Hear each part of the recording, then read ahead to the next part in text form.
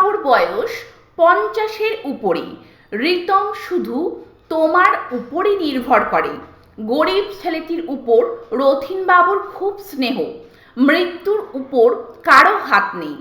তো উপর বা উপরে বা উপর দিয়ে বোঝাতে আমরা কত ধরনের ইংলিশ ওয়ার্ড বা প্রিপোজিশন ব্যবহার করে বিভিন্ন ধরনের সেন্টেন্স আমরা একে অপরকে সহজেই ইংলিশে বলতে পারি, তা আজকে ক্লাসের মাধ্যমে আমরা দেখে নেব। তো welcome everybody, welcome to my channel Tusu English coaching. সবাইকে বলবো প্রথম থেকে ক্লাসটি মনোযোগ সহকারে দেখতে। আর আজকে যারা চ্যানেলে প্রথম আছো এবং এখনো অবধি চ্যানেলটিকে যারা সাবস্ক্রাইব করনি তারা অবশ্যই চ্যানেলটিকে সাবস্ক্রাইব করে প্রতিনিয়ত এই ধরনের ইম্পর্টেন্ট ক্লাস করতে থাকো। তো উপর বা উপর দিয়ে বোঝাতে আমরা কত ধরনের ইংলিশ ওয়ার্ড ব্যবহার করতে পারি চলো আমরা দেখে নিই। তো প্রথম সেন্টেন্সটি কি রয়েছে দেখো, বিমল বাবুর বয়স 50-এর উপরে। তাহলে আমরা এই যে উপরে বা ঊর্ধ্বে বোঝাতে আমরা কোন ওয়ার্ড বা প্রিপোজিশন ব্যবহার করতে পারি? অ্যাবভ, বা আমরা ওভারও ব্যবহার করতে পারি। তো বিমল বাবু is above 50, Bimal Babu is above 50। তো ঊর্ধ্বে বা উপরে বোঝাতে আমাদেরকে অ্যাবভ ইউজ করতে হবে, বা আমরা কিন্তু ওভারও ইউজ করে বলতে পারি সেন্টেন্সটিকে। পরের সেন্টেন্সটি দেখো, নিজের শক্তির উপরই তোমার কোনো আস্থা নেই। তো দেখো এখানেও উপর শব্দটি রয়েছে। তো এক্ষেত্রে আমরা কি ব্যবহার করতে পারি? In. You have no confidence in your own strength. You have no confidence in your own strength. তো দেখো এই যে তোমার নিজের শক্তির উপরই কোনো আস্থা নেই, এই কনফিডেন্স, তারপরে আমাদেরকে যে প্রিপোজিশনটি ব্যবহার করতে হয় সেটি হলো ইন, এবং এখানে উপর অর্থে কিন্তু আমাদেরকে ইন ব্যবহার করতে হবে। পরের সেন্টেন্সটিকে দেখো, গাছটির ডালের উপর একদল বানর বসেছিল। তো দেখো গাছটির ডালের উপর, তো এখানে উপরে অর্থে আমরা কি ব্যবহার করতে পারি? অন। আর troop of monkeys sat on a branch of the tree. আর troop of monkeys sat on a branch of the tree. তো দেখো যেখানে উপর বোঝাবে এবং তার সাথে কোনো কিছু কারোর উপরে রয়েছে বা কোনো কিছুর উপরে রয়েছে এবং সেটি স্পর্শ করে রয়েছে, তো বানরগুলো ডালের উপরে বসে আছে এবং সেটিকে স্পর্শ করে আছে, তো সেক্ষেত্রে উপর বোঝাতে আমাদেরকে কি ব্যবহার করতে হবে? অন। তো আর troop of monkeys sat on a branch of the tree.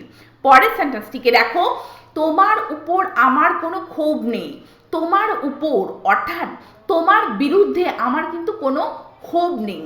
তো এখানে উপরে অর্থে আমাদেরকে যে প্রিপোজিশন বা ওয়ার্ডটি ইংলিশ ওয়ার্ডটি ব্যবহার করতে হবে সেটি হলো against. I don't have a grudge against you. I don't have a grudge against you. তো দেখো এখানে এগেনস্ট অর্থাৎ তোমার বিরুদ্ধে, তো উপরে বোঝাতে আমাদের কিন্তু এগেনস্ট শব্দটিকে ব্যবহার করতে হবে এই রকম সেন্টেন্সের ক্ষেত্রে। পরের সেন্টেন্সটিকে দেখো, গরিব ছেলেটির উপর রথিন বাবুর খুব স্নেহ।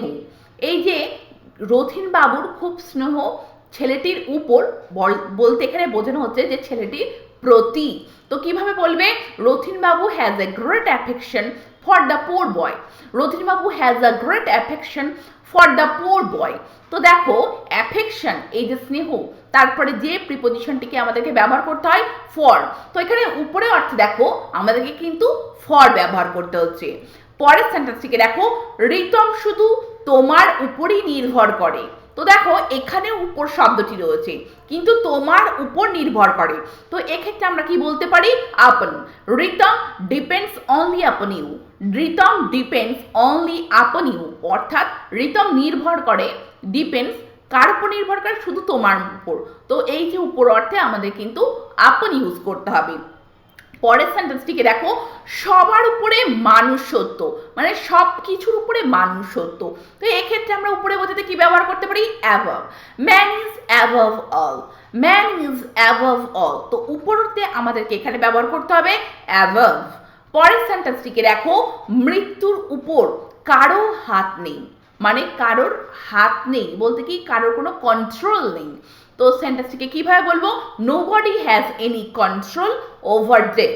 Nobody has any control over death. তো কন্ট্রোলের পরে আমরা যে প্রিপোজিশনটিকে ব্যবহার করব সেটি হলো ওভার, কোনো কিছুর উপরে কন্ট্রোল নেই বা হাত নেই। তো সেক্ষেত্রে আমরা যে ওয়ার্ডটি ব্যবহার করব সেটি হলো ওভার, কন্ট্রোল ওভার ডেথ। পরের সেন্টেন্সটিকে দেখো, এই বোঝাটা এক মনের উপরে হতে পারে, এক মনের বেশি। উপর বলতে এক মনের এখানে বেশি হতে পারে।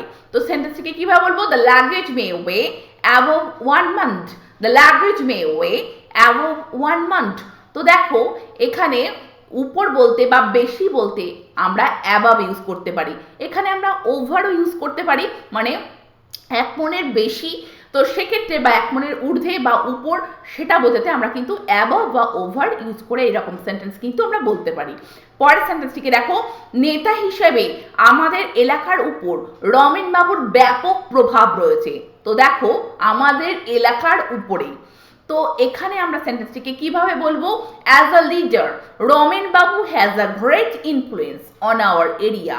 As a leader Ramen babu has a great influence on our area.